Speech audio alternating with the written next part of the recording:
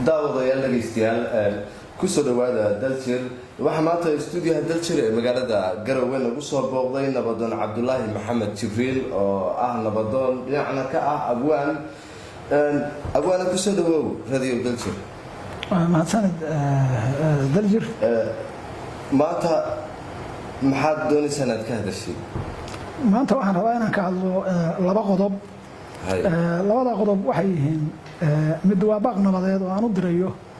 dagaalo ka soo cusboonaaday muddadanba ka socday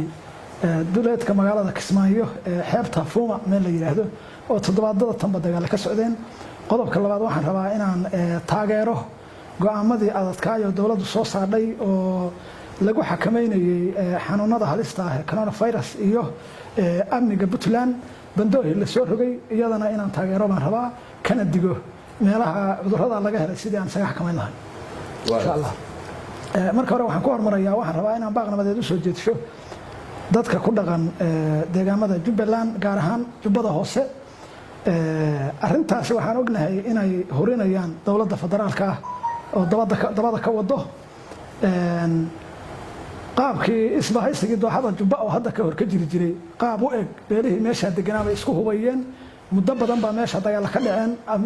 waxa la gaaray heshiisyo badan haddana waa la jabiyay beelaha qayb ka mid ah bay soo abaabulayaan oo dhibaatadaas ay wadaan hadee sidii caadadaba u ahaan jiray oo meesha la yiraahdo gado dhibaatadii ay ka wadeen iyo kala qaybintii meelo nabada inta ciidamo loo soo raray ayaa taasna laga wadaa iyagana waxaan uga digayaa inay arrintaas gardarrada qaawan iyo faragelinta ay ku hayaan dadka shacabka ah Soomaaliyeed ay isku gubayaan inay joojiyaan haddaysan joojin haddee wixii ka yimaada mas'uuliyadda iyaga qaadi doona waxayna noqonaysaa siday moodeen ma noqon doonto taasi taa weeye Axmed Madoobena waxaan rabaa inaan madaxweynaha Jubbaland oo dagaalo badan ku furan yihiin waxaan rabaa inaan u soo jeediyo inuu arrintaas si degdeg ah wax uga qabto oo dhex galo dadka ama ciidamo kala dhex dhigo cidii gardaran oo nabadda jabisayna waa yaqaan nin waliba waa garanayaa inuu wax ka qabto annagoo rajaynayna inuu wax ka qaban doono arrintaasna uu maaragtay mas'uuliyadiisa ka soo bixi doono maadaama ay tahay dhabar jabin dadkiisa iyo maamulkiisa lagu wado federaalkana mar labaad waxaan u sheegayaa madaxweynaha Jubbaland waa Axmed Madoobe isagaana ahaan doona arrintuna siday tahay tagi doonta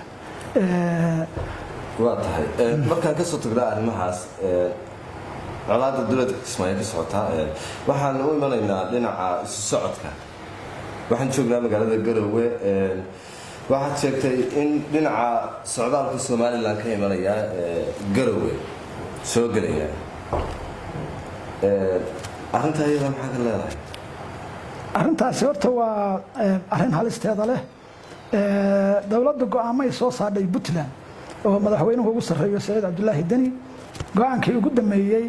in dalka bandooh lagu soo rogo 12 maqribnimo ilaa 5 subaxnimo inta u dhaxaysa wax soo gali kara iyo wax ka bixi kanaana aysan jirin dhinac kasta amaamirta cidii jabisa dawladda waxaan soo jeedinayaa in talaabo sharci laga qaado sababtoo ah amniga Puntland iyo caafimaadka Puntland cidii wax u dhimaysta oo ka soo horjeensata go'aanka iyo amaamirta dawladda sharci waxa ah annaguna ku taageerayna xataa in lagu dilo sababtoo ah inta kala badbaadaysa dhanka Soomaaliland oo hadda laga helay laba kiis sida la inoo sheegay waxay la tahay hadda ummad badan ku dhex jireen oo hadda rawan siiqad siiyay labada qof wax qabay wadankiina waa ka isu furan waxaan dawladda ku sii dhiirigelinayaa go'aankeedii ahaa inaan xadadka la soo galin waliba gaar ahaan Soomaaliland wax maamulka Soomaaliland oo qoyi wax ina ka aada iyo wax ina ka soo galaan midna inaysan jirin hadday Puntland xagga jireeyeen hadday kuwa aadaya yihiin bataatan in arrintaas la saaro mamnuuc kii u dhameeyay cidii ku talaabsatana sidaan sheegay talaabo loo qaado nabadoon waxaad matashaa bulshada mar haddii karoonihii laga hortagayo oo bulshadii la xakameynayo in isu socodka iyo isku soo dhawaanshuhu uu yaraado la rabo maciishadii iyadoo isticmaalkiina uu yaraaday maciishadii baa kacday arrintaas waxaan kale dawladuna waa ka hadashay madaxweynuhu wuxuu yiri maalintii dhaweyd qofkii maanta kale ka faa'iideystay ilaahay wixii isma barakayo annaguna sidii kalan leena